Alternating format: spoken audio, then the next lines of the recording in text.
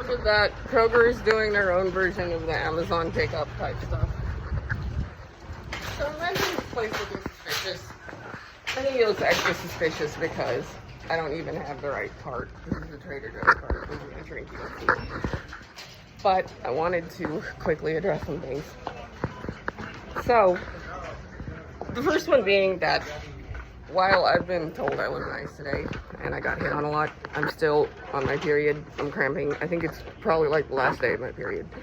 But I've definitely felt those little twinges in my belly, and I saw some blood in the toilet.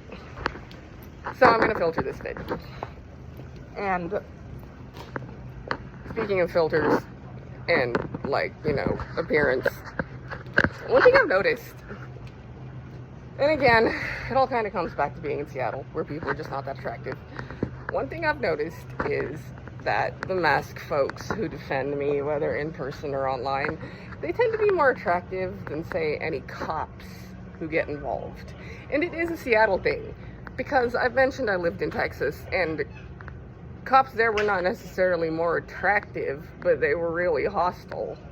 I'm not sure why that is. I don't really remember anything that happened there. There wasn't all that much police involvement, except maybe once when I got in a fight at school. Yeah, there wasn't all that much police involvement, except the DD that was occurring in the home. And I think it was like a pretty small rotation of cops. Like, you would see the same cop over and over there, but I really don't remember. I do remember that they weren't attractive.